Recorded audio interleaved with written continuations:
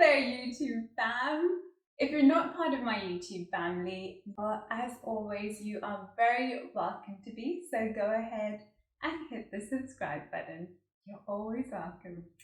So I know it's been absolutely ages and a minute since I last posted a recipe video, so to everyone who requested that I do so, this goes out especially to you. I am cooking okra.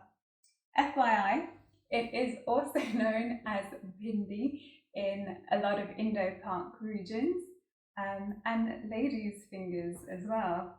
No comment. So we made this the other day and I was like, this is super delicious. The world needs to know about this. If you have any specific dish that you would like me to do a recipe video for, make sure you comment and let me know and I will make it happen, but just make sure it's vegan. Without further ado, let's get into it.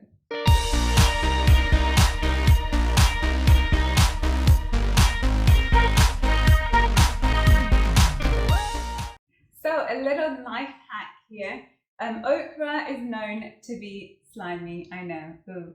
But if you add fresh lemon juice to it, it takes away the sliminess. That's right. So you get this fresh or frozen. I went with the frozen option because it's already washed and pre-cut and life is short. But if you're working with the fresh stuff, about 15 minutes to half an hour saturated in lemon juice will do you just fine. If you're working with frozen stuff, an hour is good, you're good, but the longer the better.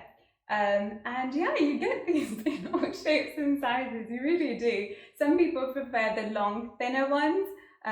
What I found was available to me were these kind of short, more stubby ones. For a list of ingredients of exactly what you need and the precise quantities, check out the video description below right now. I have it all listed and neatly written for you. You can refer to it at any time, take a screenshot from your phone, whatever you need to do, trying to make it super convenient as possible.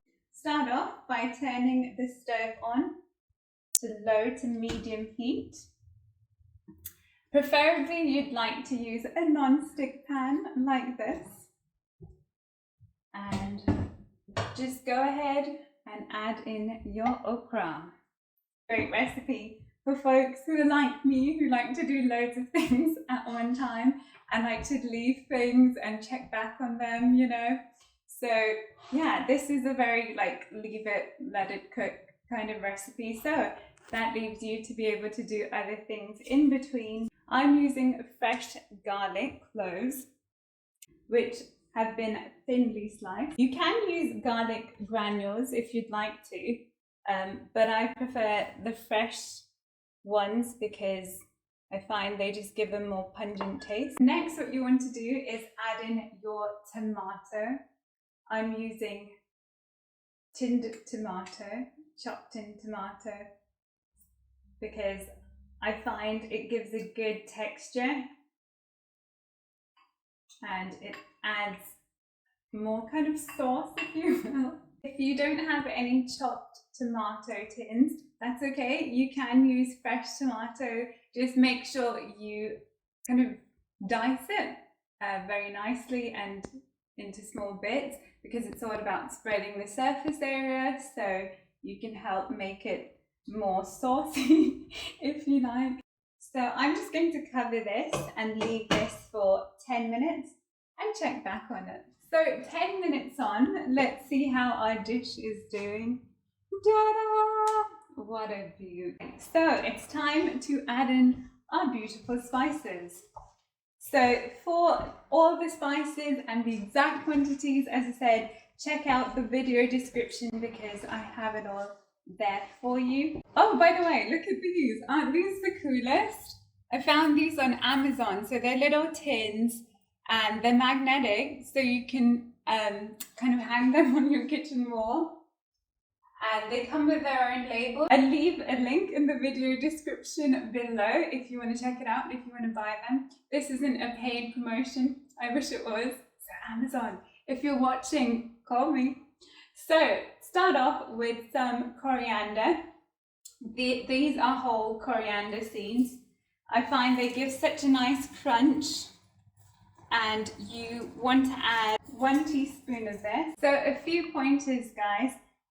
If you notice that the water at the bottom has evaporated quite a bit, about this amount, make sure you turn the heat down. And also, okra is very delicate, so you got to treat it very gently and delicately, otherwise it will break on you. So next, put in your cumin. I have cumin powder here, and you want to use half a teaspoon. So next, put in coriander powder. I put in whole coriander seeds at the beginning, but I'm also going to be using coriander powder. This is down to taste. I like adding coriander powder too. So you only need about 1/4 teaspoon if you're adding this as well. Next, you have your turmeric. You want 1/4 teaspoon of this. This is quite pungent, so you don't want too much of this. And another hack, did you know that the great nutrients that turmeric has, or the antioxidant properties, they can be enhanced by using black pepper? So I always try and use black pepper with it. And black pepper is strong, so you only need about 1/4 teaspoon of this as well. I'm using black pepper powder. The actual peppercorns can be a bit strong. And then last but certainly not least, chili powder. This is to taste. So I'm adding half a teaspoon. If you like it hotter, add more. If you don't like things too hot, add less.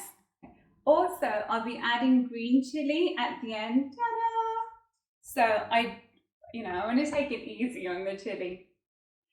Fresh green chilies give such a nice effect at the end, aroma and flavor, but I understand they're not everybody's thing, so you don't have to add them, they're optional, but I will be adding them. So go ahead and stir in your spices. Remember, delicately, gently. They're a fragile bunch, these okras. So once that's all mixed in nicely, just cover it again and leave that to simmer for about 2 to 3 minutes. So let's see how our dish is doing. Wow, looky here. So, if you are adding chili, this is the time to do it.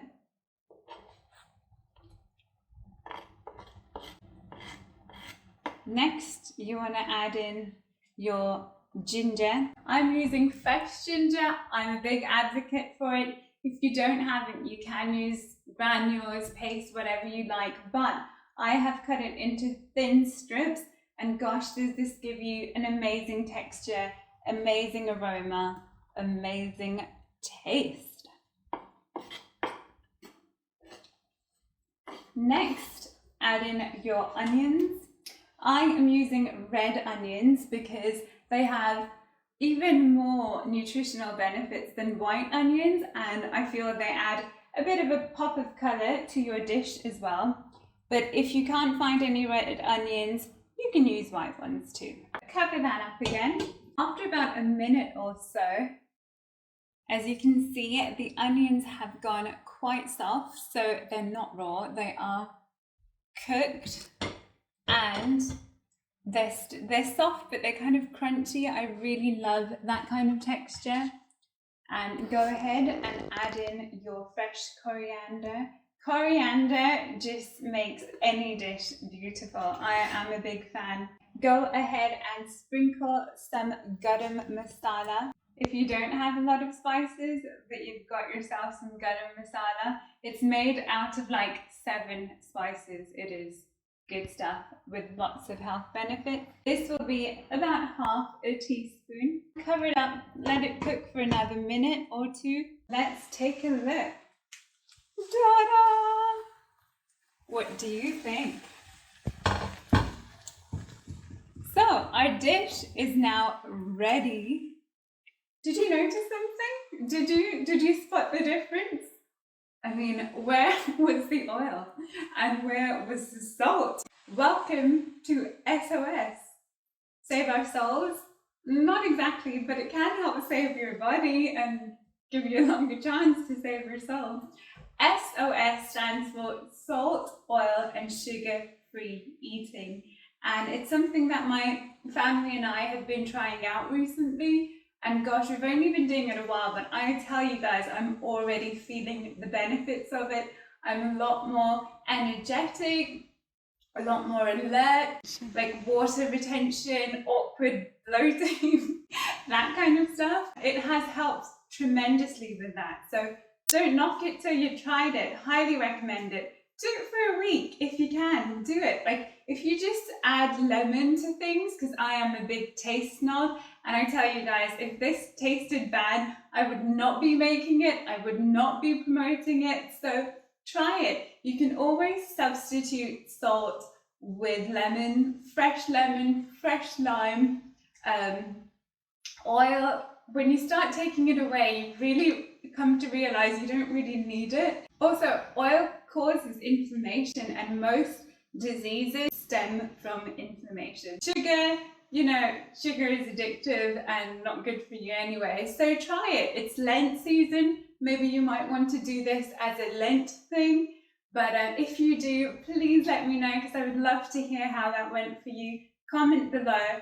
But if you're not buying any of this, then now's your time to add in your salt to taste and your oil. The best thing to do is just drizzle it over the top, because honestly, when you cook stuff in oil, gosh, is that bad for you? I know, from someone who used to add a whole bunch of oil into dishes, it's actually really bad for us. I'm going to leave a link in the video description explaining all about that. Also, I'm going to leave a link in the video description telling you about the benefits of okra. It is full of phytonutrients that are just a super blessing for your body. So let's go ahead and plate this baby up. So I am serving this up with some naan bread. It is available in a lot of stores, but if you're feeling super adventurous, you can make it from scratch. You can click on the video card above for my recipe on how to make that. Also, there'll be a pop-up box appearing where you can just click on to get the recipe for that. Okay, shall we try it out? Let's do this. Oh my gosh, my mouth is watering. Okay.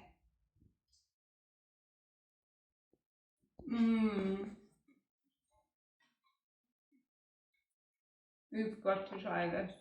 So, there you have it. Until next time, goodbye and God bless.